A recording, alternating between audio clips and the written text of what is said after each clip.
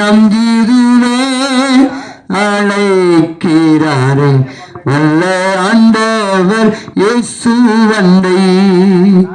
வாழ்நாளை எல்லாம் வீணாளாய் வருத்தத்தோடு கழிப்பது வாழ்நாளை எல்லாம் வீணாளாய் வருத்தத்தோடு கழிப்பது வந்தவர் பாதம் சரணடைந்தார் வாழ்வித்து உன்னை சேர்த்து கொள்வார். வருவாய் தருணம் இதுவே அழைக்கிறாரே வல்ல ஆண்டவர் இயேசு வந்தை. அன்பார்ந்த ஊர் பொதுமக்களே, ஒரு 5 நிமிடம் இந்த வார்த்தைகளுக்கு நேராக நீங்கள் திரும்பும்படி உங்களை நான் அன்போடு கூட கேட்டுக்கொள்கிறேன். எதற்கோ நீங்கள் நேரத்தை செலவு செய்கிறீர்கள். ஒரு 5 நிமிடம் இந்த வார்த்தைகளுக்கு நேராக நீங்கள் நேரத்தை கொடுப்பீர்கள் என்றால் நிச்சயமாகவே இந்த வார்த்தை உங்களுக்கு ஆசீர்வாதத்தை கொண்டு வரும் என்பதில் சந்தேகம் இல்லை. ஆண்டவராகிய இயேசு கிறிஸ்து 2000 வருடங்களுக்கு முன்பாக இந்த பூமியில பிறந்தார். அந்த நாளை தான் கிறிஸ்துமஸாக நாம் கொண்டாடி கொண்டிருக்கிறோம். இயேசு கிறிஸ்துவை குறித்து ஒரு வார்த்தை விதமாய் சொல்லுகிறது, அவர் சமாதானக்காரர். இயேசு கிறிஸ்து சமாதானக்காரர் என்று எழுதப்பட்டிருக்கிறது. இந்த உலகத்துல சமாதானம் இல்லாதபடிக்கு வாழ்ந்து கொண்டிருக்கிற, சந்தோஷம் இல்லாதபடிக்கு வாழ்ந்து கொண்டிருக்கிற, நிம்மதி இல்லாதபடிக்கு வாழ்ந்து கொண்டிருக்கிற உங்களுக்கு சமாதானத்தை கொடுக்கிறவர் ஆண்டவராகிய இயேசு கிறிஸ்து.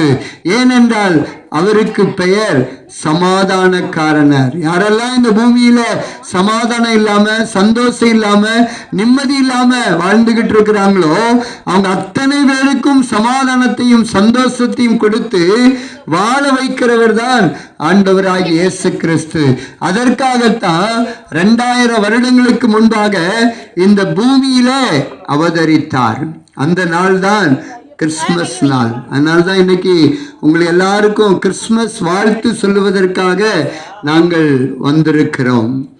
ஒருவேளை இன்னைக்கு நீங்க சமாதானம் இல்லாம, சந்தோஷம் இல்லாம, நிம்மதி இல்லாம நீங்க வாழ்ந்து கொண்டிருப்பீர்கள் என்றால் ஆண்டவராகிய இயேசு கிறிஸ்து இன்றைக்கு உங்களுக்கு சமாதானத்தையும், உங்களுக்கு ஒரு நிம்மதியையும், உங்களுக்கு ஒரு ஆசீர்வாதத்தையும் கொடுப்பதற்காக உங்களை தேடி வந்திருக்கிறார்.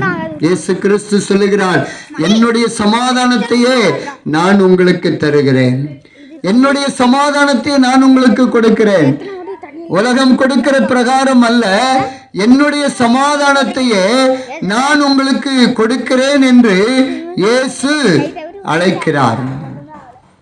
இயேசு அழைக்கிறார். ஆகையினால இயேசுனிடத்துல நீங்க வருவீர்கள் என்றால் அவர் தன்னுடைய சமாதானத்தை உங்களுக்கு தருவார்.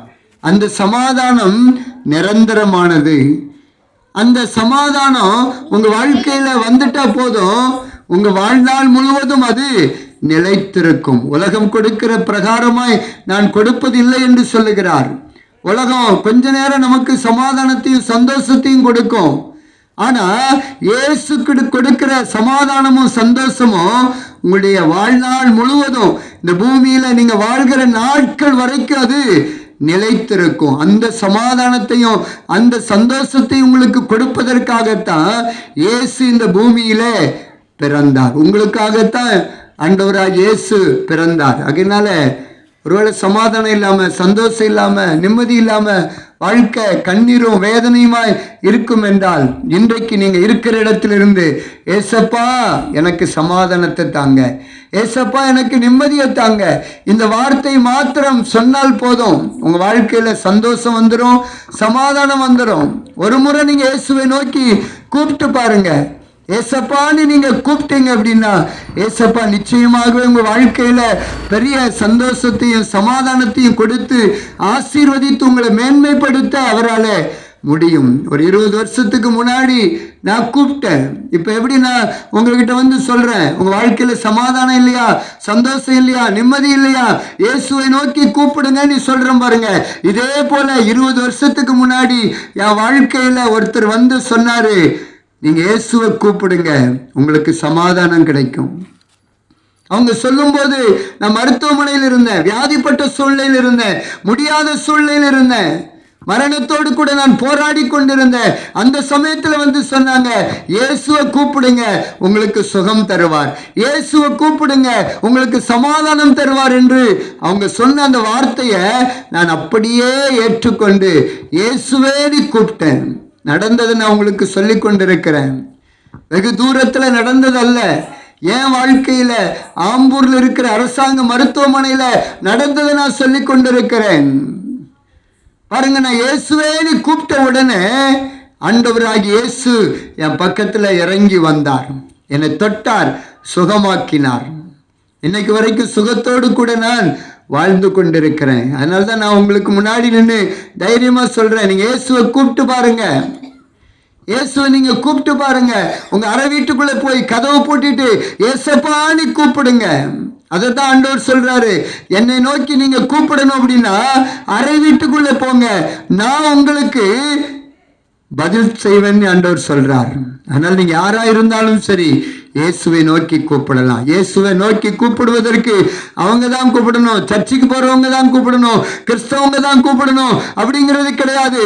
எல்லாருமே கூப்பிடலாம். முழு உலகத்திற்கும் ஆண்டவர் இயேசு. யார் வேண்டுமானாலும் கூப்பிடலாம். எல்லாருடைய கூப்பிடுதலின் சத்தத்திற்கும் இயேசப்பா பதில் செய்வாங்க. அதனால என் சத்தத்தை கேட்ட ஆண்டவர் உங்க சத்தத்தையும் கேட்பார், என் கூப்பிடுதலை கேட்ட ஆண்டவர் உங்க கூப்பிடுதலையும் கேட்பார். எனக்கு சமாதானத்தை தந்தார், என் பாவத்தெல்லாம் மன்னிச்சு எனக்கு ஒரு வாழ்க்கையை தந்தார். அதே இயேசு இன்னைக்கு உங்களை தேடி வந்திருக்கிறார். அதே இயேசு உங்களை தேடி வந்திருக்கிறார். உங்க வாழ்க்கையில் இருக்கிற கஷ்டம் அவருக்கு தெரியும், உங்க வாழ்க்கையில் இருக்கிற கண்ணீர் அவருக்கு தெரியும். அதனால நீங்க யாரா இருந்தாலும் சரி இயேசுவை நோக்கி கூப்பிடுங்க, அவர் நிச்சயமாகவே உங்களுக்கு வாழ்வு தருவார். இப்ப நான் உங்களுக்காக ஜெபம் பண்ண போறேன். இயேசப்பா, இந்த நாள்ல அப்ப அந்த வார்த்தைகளை கேட்டு யாரெல்லாம் என்னோடு கூட இணைந்து ஜெபிக்கிறார்களோ அத்தனை பேருக்கும் சமாதானத்தையும் சந்தோஷத்தையும் நிம்மதியும் கொடுத்து ஆசீர்வதியும். நீங்க அவர் செய்கிறதற்காக நன்றி. இந்த பொருள்ல இந்த கிராமத்தில் இருக்கிற எல்லா மக்களையும் ஆசீர்வதியும். எல்லா குடும்பத்திற்கும் சமாதானம் சந்தோஷம் இப்பொழுது இறங்கி வரட்டும் என்று ஜெபிக்கிறோம். நீங்கள் செய்ததற்காக ஸ்தோத்திரம். இயேசுவின் நாமத்தில் ஜெபிக்கிறோம் நல்ல பிதாவே, ஆமென், ஆமென். அன்பார்ந்த ஊர்பொது மக்களே, யாவருக்கும் எங்களுடைய இயேசு ரட்சிக்கிறார் ஊர்பொது சார்பாக கிறிஸ்துமஸ் மற்றும் புத்தாண்டு நல்வாழ்த்துக்களை தெரிவித்துக் கொள்கிறோம். கர்த்தர் தாமே உங்கள் யாவரையும் ஆசீர்வதிப்பாராக. ஆமென்.